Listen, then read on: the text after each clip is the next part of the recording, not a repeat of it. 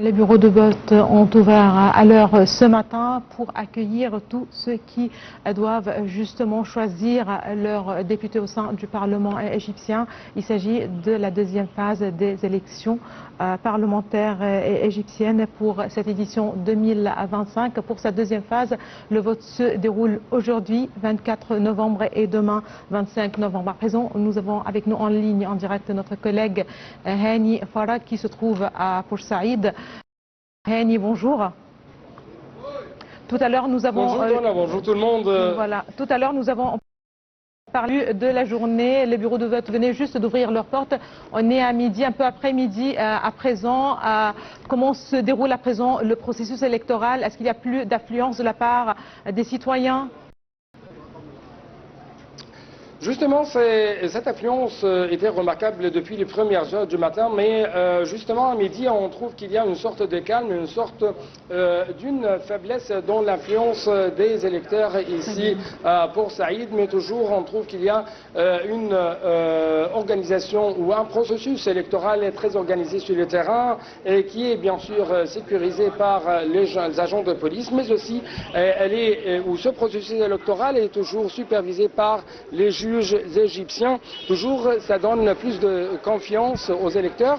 Mais si je peux dire quand même, arriver avec plus de détails en ce qui concerne les caractères ou les critères quand même sur lesquels les électeurs ici à Port Saïd essayent de choisir leur candidat dans la prochaine, dans le prochain Conseil des représentants de l'Égypte. Donc j'ai actuellement une citoyenne ici à Port Saïd, une citoyenne égyptienne bien sûr, qui va nous parler un peu plus de les tendances des électeurs, à qui les électeurs essayent de donner leur vote. Donc j'ai Basma Geber. Bienvenue Basma sur Night TV. Merci à vous. Parlez-nous des critères selon lesquels l'électeur choisit son représentant siégeant au Conseil à la Chambre des représentants. Premièrement, l'électeur se dépêche vers le bureau de vote pour donner sa voix au méritant, au représentant le plus méritant, apte à le représenter au sein de la Chambre des représentants.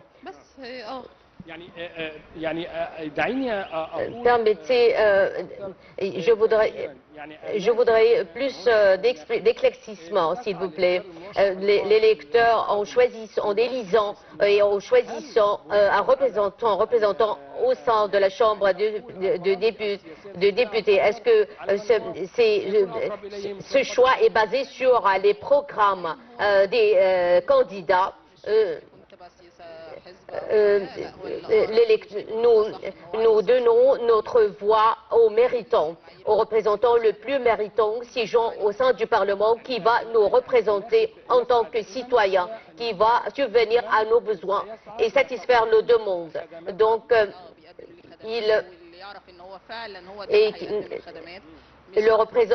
un député qui est apte, qui ne cherche pas à accéder au poste seulement, mais plutôt à servir ses compatriotes. En tant que citoyen à Port Saïd, dans le gouvernorat de Port Saïd, quelles sont les revendications des femmes à Port Saïd? Le peuple est devenu très conscient de ses droits et à présent, nous sommes capables de faire entendre notre voix.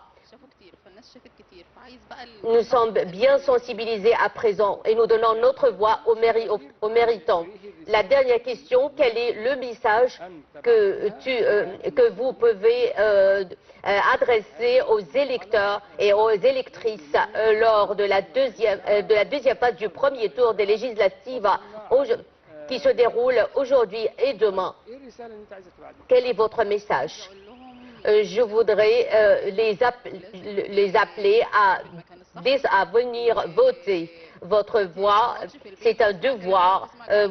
Il faut donner votre voix aux méritants pour choisir les représentants, vos représentants siégeant au sein du Parlement, au sein de la Chambre des députés. Vous êtes libre. Votre voix, c'est un devoir, une responsabilité. Vous devez participer au suffrage et donner votre voix aux méritants. Et tous les bureaux de vote sont sécurisés et tout le monde est là pour faciliter votre... Comme vous venez de regarder, Donna, ici, on trouve qu'il y a de plus en plus une sorte de, si je peux dire, une sorte d'organisation très précise et très bien établie sur le terrain afin de rendre ce processus électoral plus facile aux électeurs et aux voteurs. Et regardez, il y a toujours les critères selon lesquels les électeurs essayent de désigner leur prochain candidat.